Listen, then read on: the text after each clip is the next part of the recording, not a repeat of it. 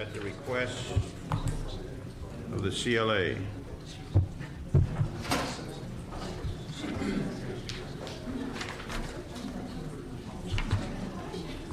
And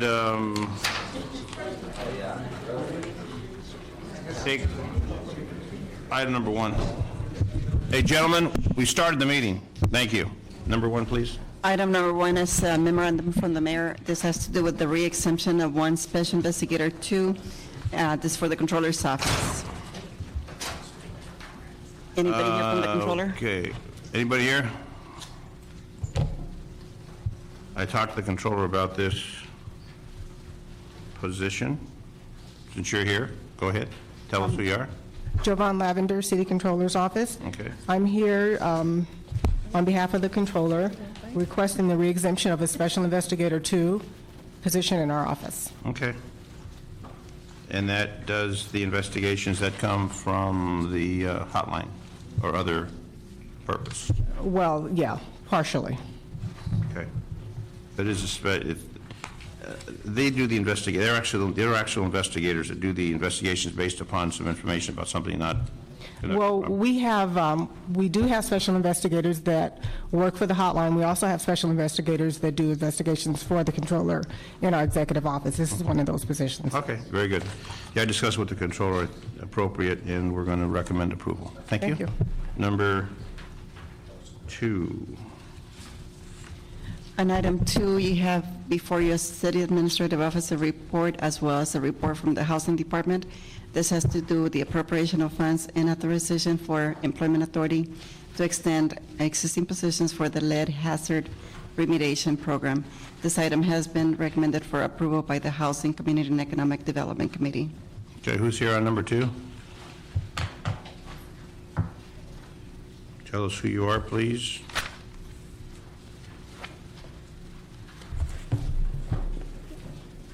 Good afternoon, Maria Ramos from the Office of the CAO. Our report addresses employment issues pertaining to the 12 positions assigned to the Lead Hazard Reduction Program.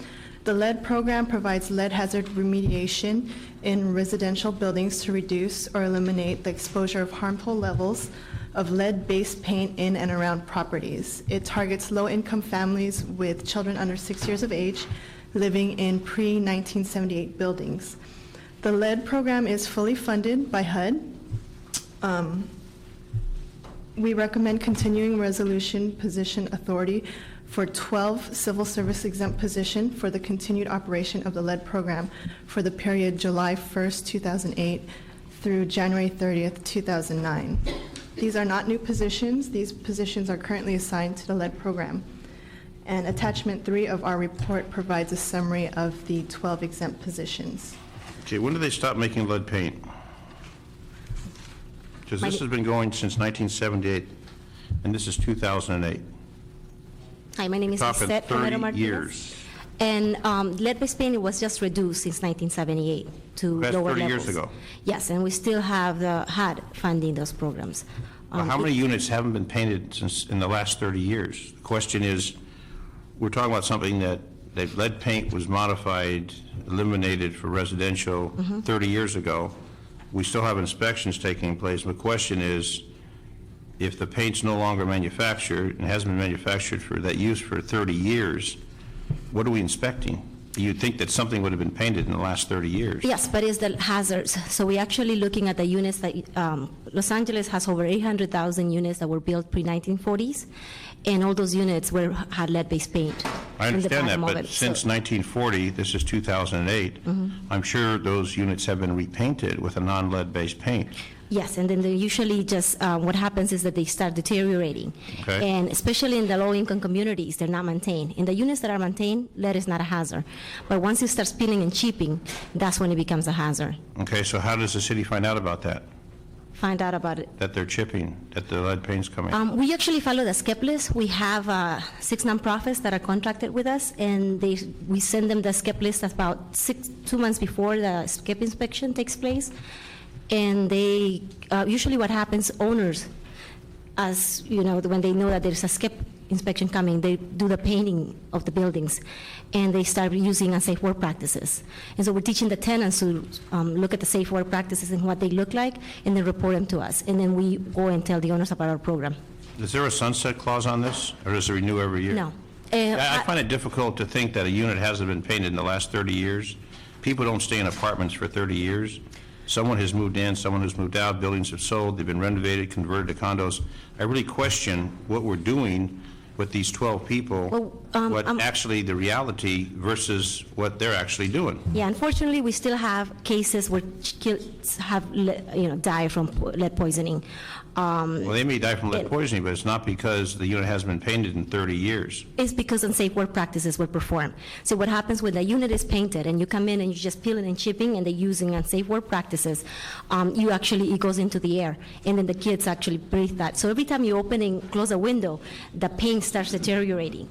And what we do in that case, is removing and we replace the unit. Okay, and how many times have we gone back to renew that? We don't.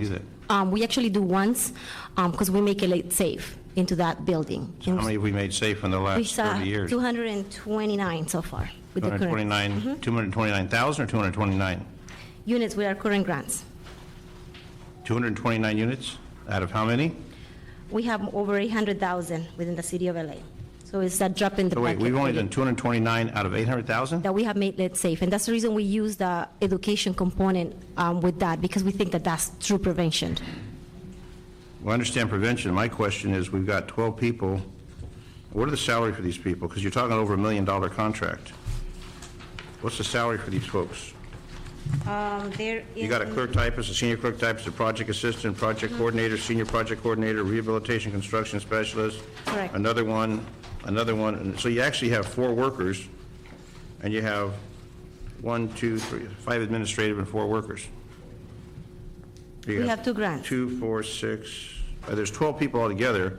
It seems like half of those folks are supervisors, not actually going out there doing the work. I just find it hard to believe that in 2008, we've only done 229 out of 800,000 units, if it's such a hazardous situation. We actually have done a little bit more than that. This is just for our current grants. And before those, we have done, do you have the number, Courtney? How many years have we been doing this? The city of LA, I think, applied for the first grants back in 1997, I believe we did. And with that grant, we didn't do that many units. It was just being tested out. When I became on board, we have to do 225 units with the current grants. So 1997 to 2008.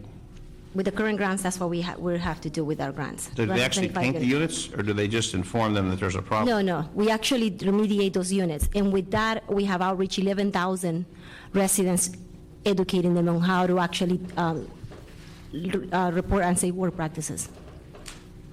I really question this program, the validity of this program. Please allow What? me to speak. Please, because I'm not convinced this is something that's beneficial from what you're telling me. I'm Lisette, We work assistant, together. You're what? for the- You're what? I'm the assistant for the lead hazard remediation program. Are you a city employee? Yes, I am. The program, And you work for the housing department? that's correct. Okay. I've been at the housing department for about 12 years now, so I was there since the inception of the very first program. This program started 12 years ago? 1997. 97. We got the first grant from HUD. It's a grant-funded program. It's a fully grant-funded program. I understand it's grant funded, but it's still taxpayers' money. Yeah. Correct. To answer your question on the amount of units that has been remediated, it's over 1,500 units. Well, what happened to 229? Well, the Just over 200, what 229. Lisette was With the talking current about is the current grants. The current grants, we have done about 229. But throughout the life of, since we've been doing it, from HUD funded, from using HUD funds, it's about 1,500. Okay. Yeah. And have there always been 12 people assigned to this project? No, it's based on the actual grant itself. Currently, we have 2 grants in operation, and in order to execute those grants efficiently, we need basically 2 separate, fully staffed positions. And what you have there, that 12 represent 2 grants, staffing for 2 grants. We need a rehab construction specialists, we need project managers, we need clerical typists. That's the way HUD wants each grant to be fully funded, and that's the way it was designed. And then that's Fully done, staffed, this is sorry. carried out by a nonprofit, or is this carried out by city employees? Who actually does the work? The outreach component is, we partner with community-based organizations. Staffing actually write the specifications, conduct inspections, and monitor the work during construction activities. So these 12 positions are city employees, That exempt positions, yes. and they monitor the work being done by the outside nonprofits? No, there's two. Or they actually do the work?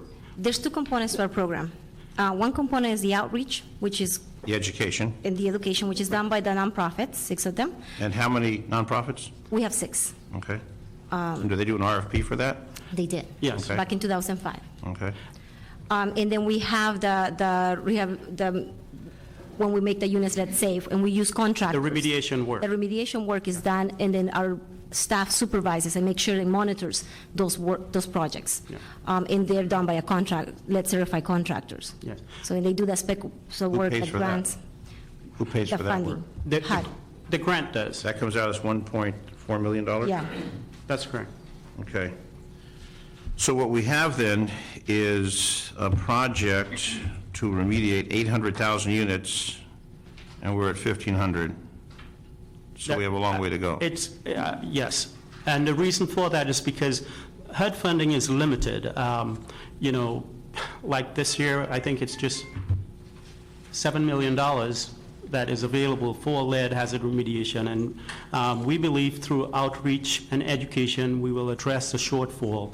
But we have to admit that it is a shortfall of funding to address lead hazard remediation. Well, my question, in reality, since you're talking 40 years ago, Yeah. how many of those units really do we find a problem with?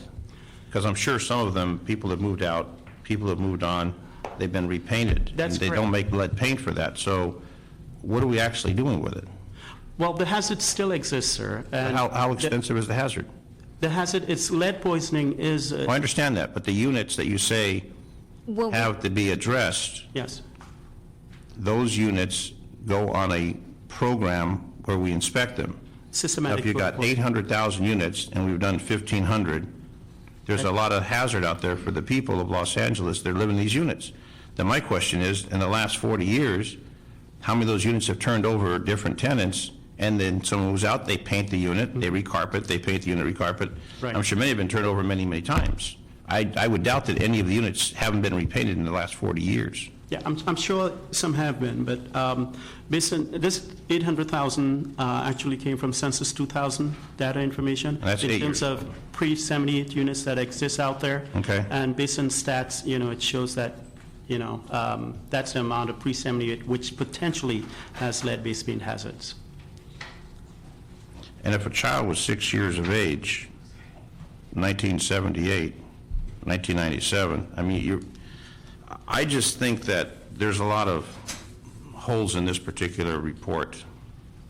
I'm not convinced the benefit of what you're saying, based upon, if this is a hazard, there's 800,000 units, we've done 1,500, that's telling me there's a whole lot of people out there in jeopardy, a whole lot of kids out there in jeopardy. And that's the reason why California put out the SB 460 law, which mandates that anybody that does any work within a building, they have to use, let's say, work practices.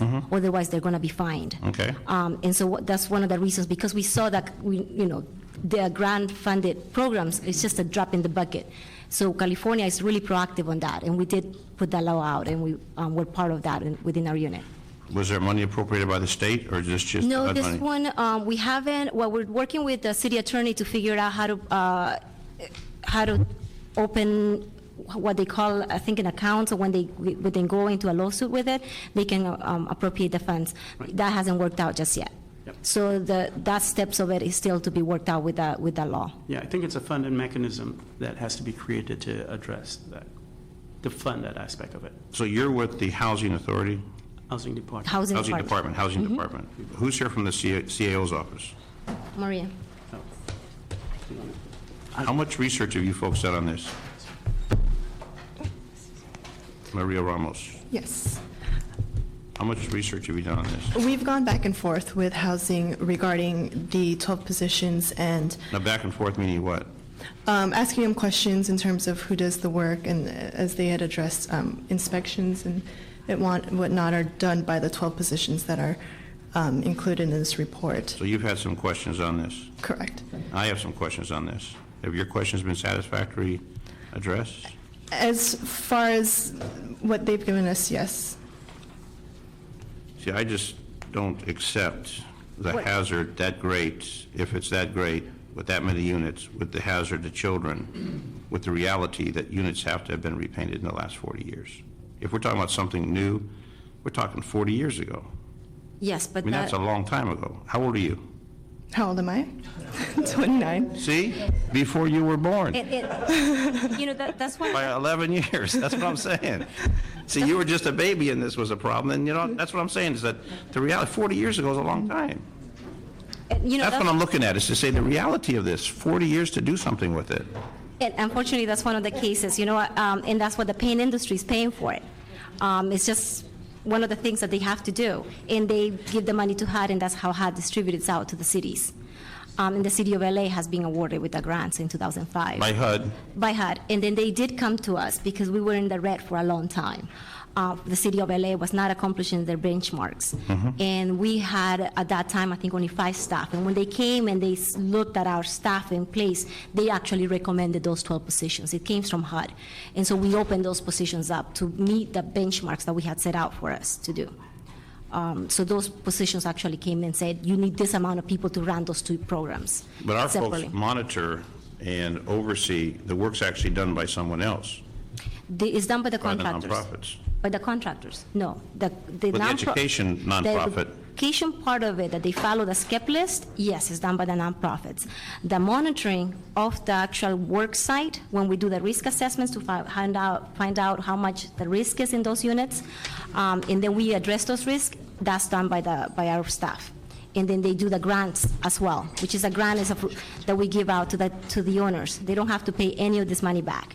When the The limit owner, that you, this is paid for by HUD? by HUD, all of it. Councilman Stein, Yeah. I'd like to make one statement.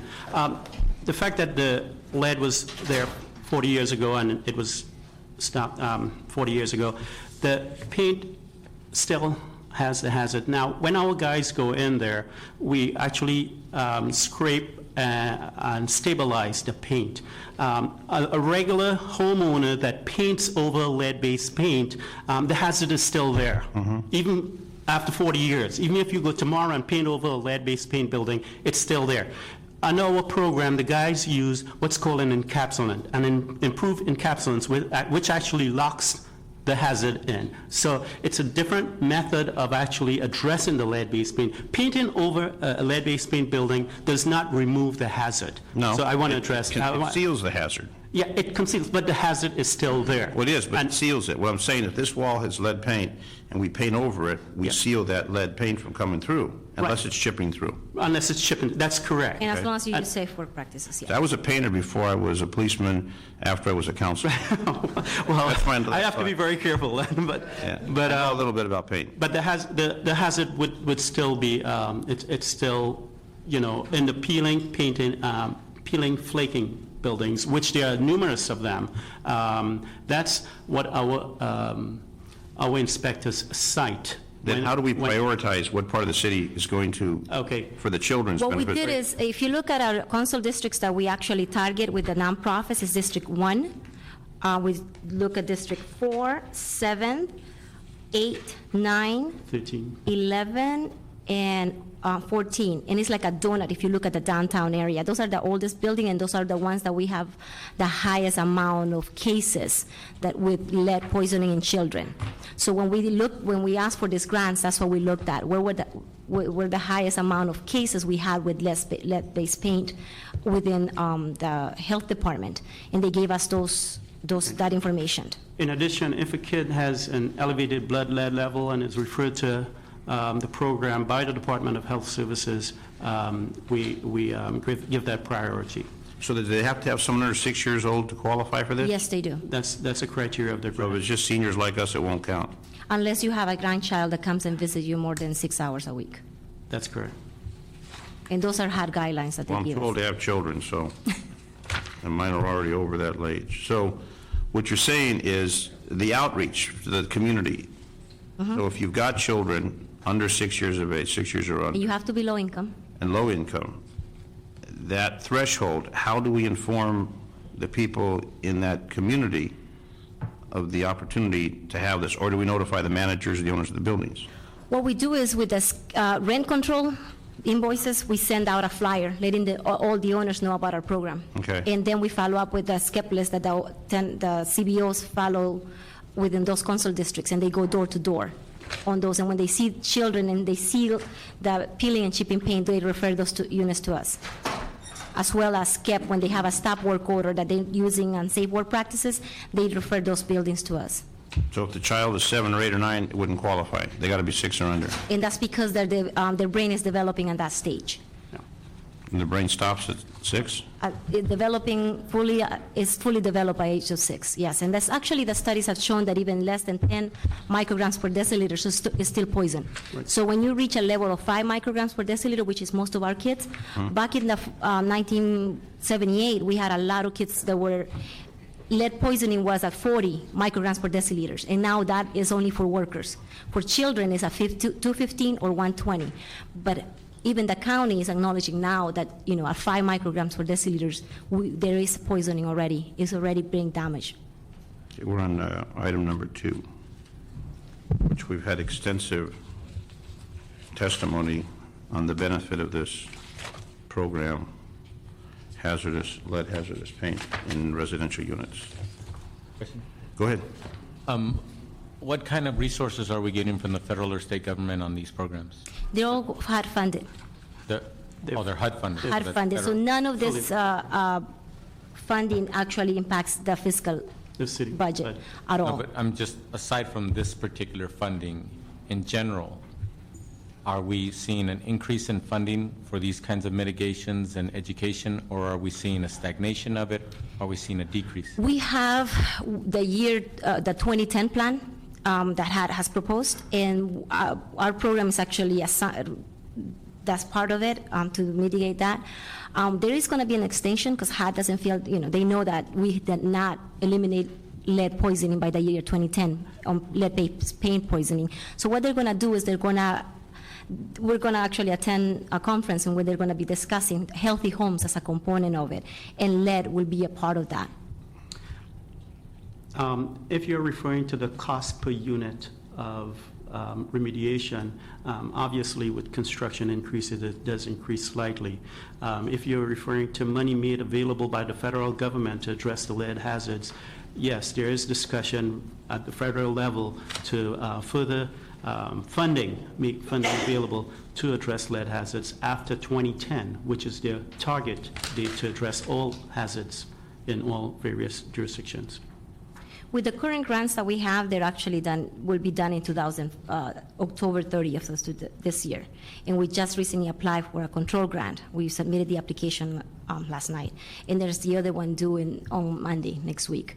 So we're submitting new applications for the next 3 years. It just seems that if this hazard is seriously a concern for children, that we should step it up, be a little Yes. more aggressive. And that's one of the reasons that Eliminate that hazard for the children. And that's the reason we believe that education is the key, because we cannot, make every single building lead safe. But if the owner knows how to do it, then we have, in our program too, we paid contractors to actually become lead certified, and as well as their workers. And then your folks go out there and make sure they do the job properly. And that their certification is valid and is current, yes. And the effects on the brain are irreversible? Unfortunately not. Once it happens, it happens. That's what I'm saying, they are irreversible. They're In irreversible. other words, once that has affected the brain to that degree, then And it depends what portion of the brain was developed at that time. So many of us, I get lost really easily. I think I was, that part of my brain was not being developed at that one time. So that's what happens to kids. So it depends on what part of the brain was developed at that time. That's what the symptoms are going to be when you're an adult. So when do we plan to finally have the city on board to have no lead available in those units, or no lead present in apartments where you have children? And What year? I want to, the fact that you said no lead, I think that might be a little impossible. You have to say lead safe, because to eliminate lead is a very costly, we take measures where we remediate, through what's called interim controls, just by, all the peeling paint, as opposed to completely removing the components. So we have to take an approach Because where... even in removing it, you could cause other issues. That's For example, if somebody doesn't know what they're doing and they happen to be sandblasting Yeah. the lead, then it gets all over the Absolutely. ground, into the neighborhood or what have you, and they ingest it in other ways. And also, the best we can do, because it wasn't outlawed until 1978 to have lead in products, household products such as paint, things of that nature. When you count the number of tens and hundreds of thousands of units prior to, it's cost prohibitive to actually get rid of all of that lead or knock down all those buildings. Right.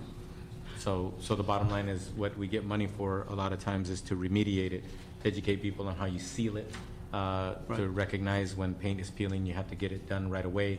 Because a little kid could go over there, grab a piece of chipped paint and put it in their mouth. That happens, and then that's where you get the brain damage. That's correct. Well, I'm just looking at the seriousness, 800,000 units, 1,500 done, with the lack of information to those communities where you have these children under 6 residing, to make them aware of that. So 30 years, maybe I said 40 years, it's 30 years. But in my opinion, it's really, that's where the state and federal government should be stepping in, and they should be providing the dollars. We can provide the oversight and the actual remediation, but they should provide the dollars, because we just don't have enough money to do 800,000 units and properly restore them. Or Unless we made the owners responsible to do that, the property owners, apartment owners, as we do when they do a conversion, when they convert an apartment over to a condo. Well, There's we have... relocation that's required for the tenants. Through our outreach efforts, we have established a network of partnerships that involves apartment associations, the Department of Health Services, community-based organizations. We try to address the problems. Because of the shortfall of funds, we try to address a lot of it through education. And, having the homeowner actually, and through our code enforcement, trying to educate landlords and tenants how to maintain their homes and prevent lead poisoning. Yep. So one of the problems that we have, Chairman, is that, say you do have a landlord and they do realize they have chip paint, and it's prior to 1978 building, likely it has lead, and that landlord is ignorant about how to take care of it, and he or she hires a handy person to go ahead and scrape the paint off or sand it down or what have you. That could cause a bigger problem. So every time it's identified, it's a big deal to try to make sure that it gets done properly, and you don't cause a bigger problem than you're trying to fix.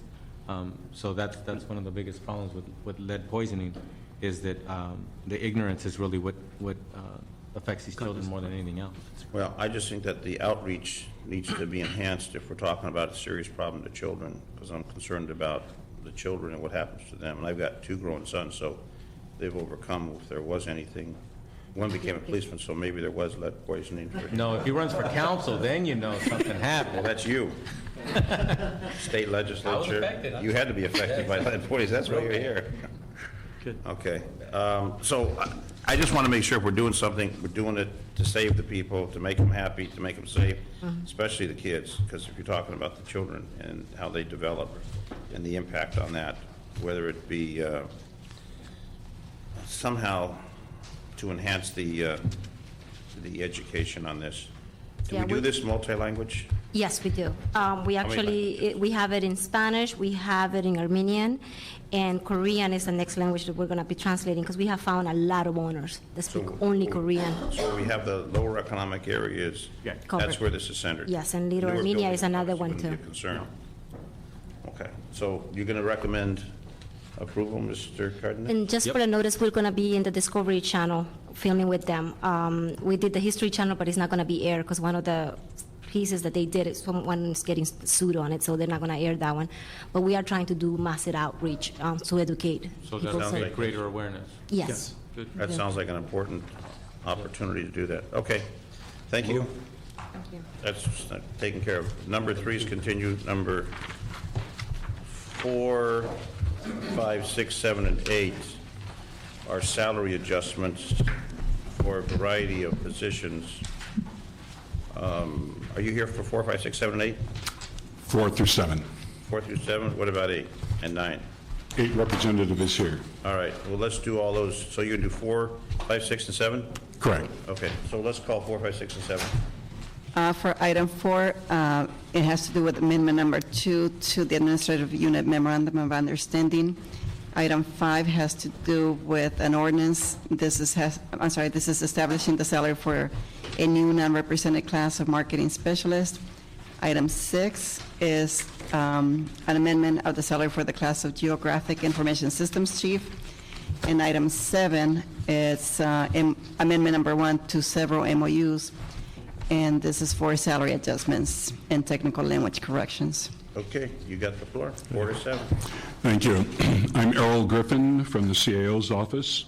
On item number 4, that particular amendment is a representation of 2 new classifications that are assigned to the Controller's office.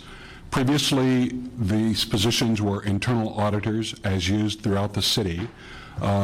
We determined that the positions assigned to the Controller's office have a little different range of responsibilities. The department requested a review of the salaries. The Civil Service Commission created the 2 new classifications, and we now have internal auditors 1, 2, 3, and 4 that have been changed to Controller Audit Analyst 1 and 2 and Senior Controller Audit Analyst 1 and 2. Everything remains the same with the exception of a salary adjustment, which ranges from 2.25% to ranges from 2.75% to 8.25%. The internal auditor, the same incumbent positions, different responsibilities. It only applies to those who are assigned to the Controller's office. Those who previously received, for example, bonuses for having a CPA or a certified internal auditor designation would continue to receive that as is currently identified in the MOU.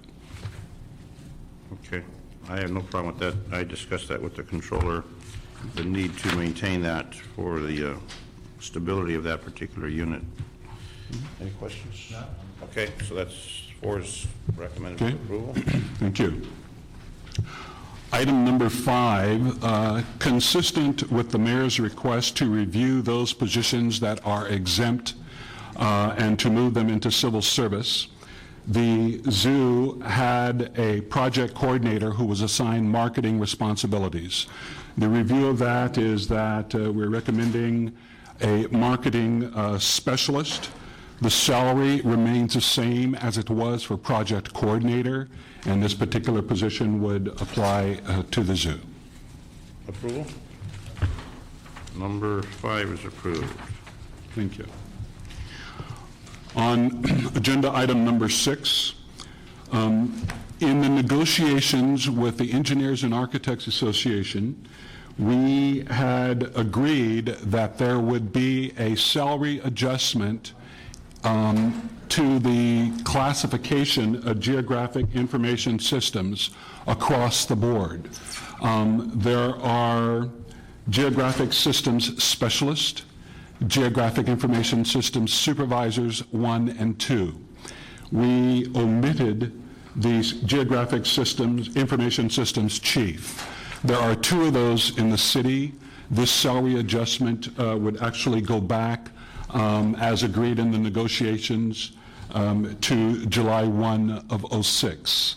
So you just forgot them in the process? That is correct. Okay. And so that's that item. Any questions? All right. Approval on 6. Okay. Number 7. You're on a roll, so don't mess this one up. Right. Who's here on number 7? I am. No one else? All right, you can mess it up then. Item number 7, once again, in the negotiation process for all of the MOUs, we had imposed terms and conditions of employment. And one of the things that was agreed to when the contract was entered into was that the language that was included in the terms and conditions of employment would be removed. It would be changed for two purposes. Number one, to reflect that it is now an MOU and there is mutual understanding. And number two, any language that had been inserted in the terms and conditions of employment would be removed, and we would go back to the language that existed previously. The changes in this MOU are simply, previously we had added to a sentence with regard to temporary supervisory pay. It said, employees qualifying for additional compensation as stated above shall receive salary at the second premium level or 5.5% above the appropriate biweekly rate for his or her class. That is where it has been requested, and we negotiated that it would end. What had been put in that we're now asking to remove from all of the MOUs is for each day present for 50% or more of the workday in an acting assignment. That was language that we had put in the terms and conditions, failed to remove it. It has no change in terms of effect because it is consistent with the ad code. Okay. No problem. We're going to approve that one too. Very good. Thank you very much. Thank you. Number 8. I like those technical changes. For item number 8, sorry, hold on. The CAO is reporting, and there's also a Department of Water and Power report, and this has to do with that amendment for the operating maintenance and service unit between the Water and Power and the International Brotherhood of Electrical Workers. Good afternoon, Thomas Simonovsky from the CAO's office. This item is an MOU amendment to establish a new electrical repairer trainee position within the Department of Water and Power. What it actually does is it's going to formalize a new trainee level so that way the department can have a more qualified journey level electrical repair position. And the type of work that's performed, it's actually skilled repair work. These individuals repair motors, generators, transformers, and other types of electrical type equipment. The salary is utilized by adopting the Peterson formula, which takes a percentage of the journey level pay and applies it to the trainee level positions. And if you have any questions, I'd be more than happy to answer them for you today. And that salary is $60,000 to $78,000 for a trainee? That's correct. That salary is currently the same salary that's used for the feeder class, which is the electrical craft helper. And the electrical craft helpers right now are the feeder class 4 electrical repairer. They have the exact same salary today, so there would be no additional cost to the department. What type of education background, we're paying those folks more than they're paying police officers and firefighters. So what kind of background education do they need for these positions that start at $60,802? Well, based on the Which is maybe $10,000 more than a starting police officer. Based on the class spec for the journey level position, you have to have at least 6 months of an electrical craft helper with the City of Los Angeles. And currently, as an electrical craft helper, I don't have the specific requirement for that class, but I would imagine it's at a lower level than the electrical repairer. Well, a 6 month of the helper, what do you need to become a helper? What kind of education or? You probably have to take certain electrical type. I don't know what you need. Before they could even, excuse me, I'm sorry. Good afternoon. I'm Fernando Cardiel. I'm the shop superintendent that would be actually picking up these classifications. That's why I'm here. So my question is, we're starting at $60,802, which is approximately $10,000 more than we're paying police officers and firefighters, starting salary. What kind of qualifications do these folks have to have? What kind of background, education, experience, et cetera? Now, Technically, as a helper, right. So what do you need to qualify as a helper? High school education, and then they have to take a pre-qualifying electrical craft helper training class. Part of the reason for the salary, too, is that they're exposed to hazardous conditions, work conditions, while working. Do they get bonuses for that? No. So the feeder class trainee would be electrical craft helper position, currently has 4 separate pay levels. So it goes from 60 grand to 78 grand. Correct. So they'd start at 60 and they can move up to 78. Is that based upon their experience or based upon some specific formula? Well, the pay scale for the electrical craft helper, they can go up to the A position if they get a crane operator's license for our particular class. Other groups, it may require a B license, driver's license, So and they're basically, do supplemented, they have to have a high school diploma, or can they go without a high school diploma? Or or a GED, they have to have either that, one or the other? correct? Minimal qualification, Yes, but no other credentials of any other sort?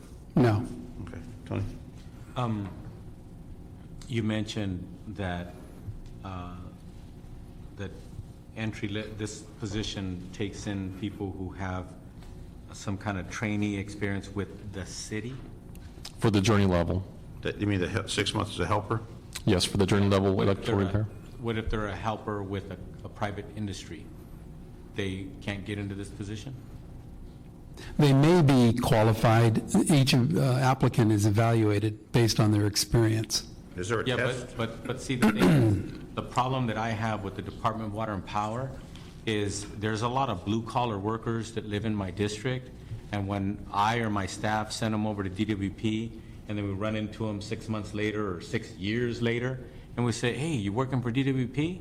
Because, you know, they're out there as plumbers or electricians or what have you, and, I mean, working for DWP is about as solid a job as you can get in this country. Not too many people can have careers like in the past, in Right. private industry like they can with DWP today. And it's very disappointing that I run into them and then they're like, yeah, I do, but the story seems to be similar. And I understand that some people aren't that aggressive and they might not be pounding on the door, pounding on the side door, pounding on the front door through the looking glass or what have you and keep trying. But I have yet to meet somebody that I've referred to DWP who actually gets a job. And these are people who already have skills. So my Right. specific question to you today is, how does a person get this kind of entry-level job if they're not already working with DWP or not already working for the city? Everybody's looking for a job like this, you're absolutely right.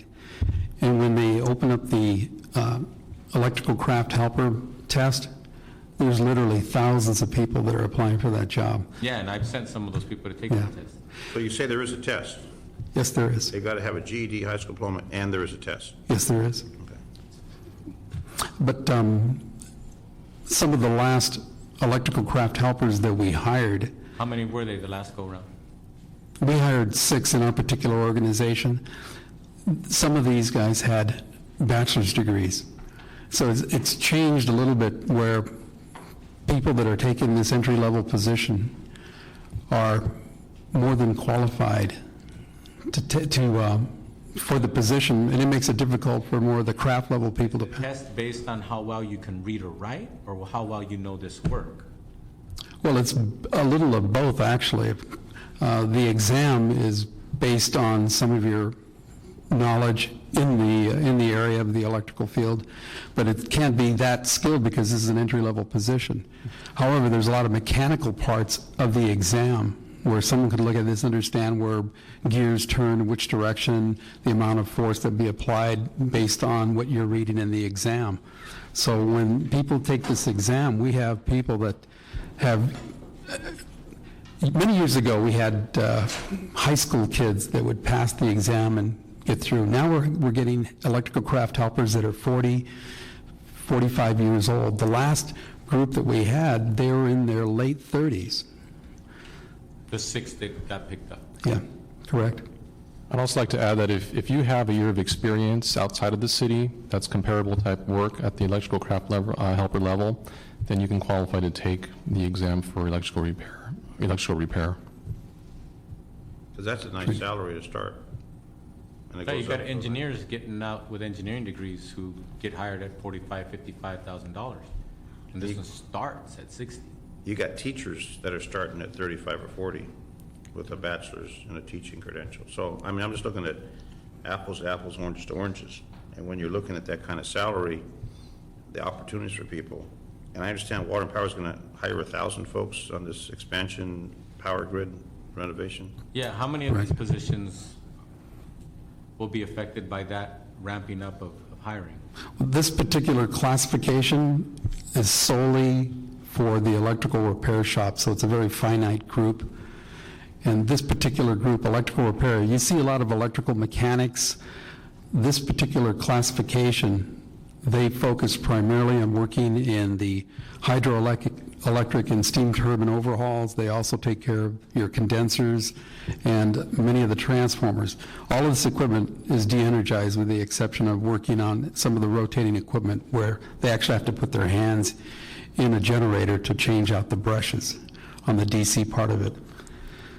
But when these guys go out and work, they're actually out in the harsh elements. They're working in the driving rain, in the snow. I wish I would have brought some of these photos. We had some people working in the upper gorge. In LA, they're working throughout our system, which our system is throughout beyond California. Oh, absolutely.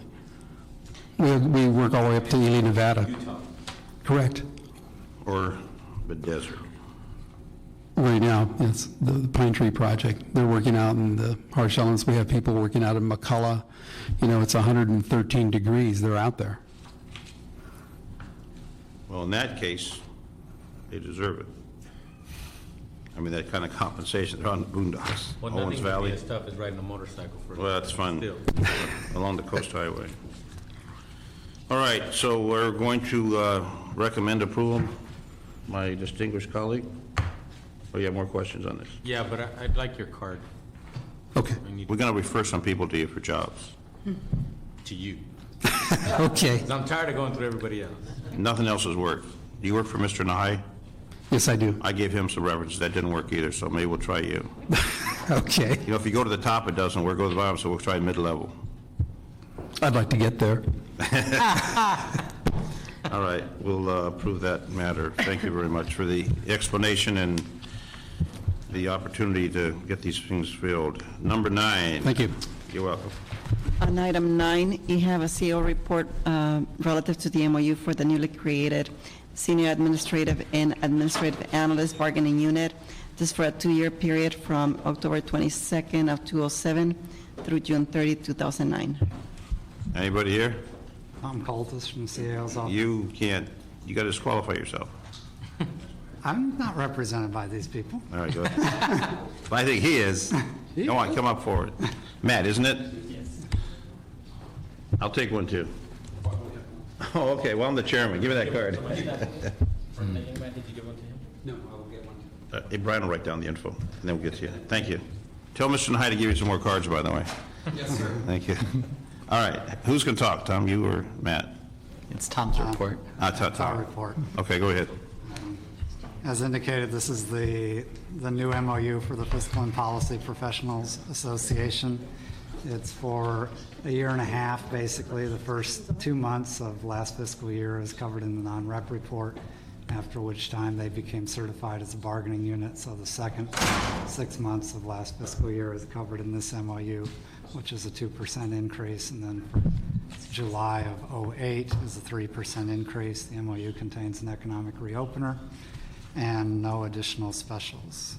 The cost for the MOU is $275,000. It's a general fund obligation, and we recommend approval. Do we have money in the budget for it? Yes, we do.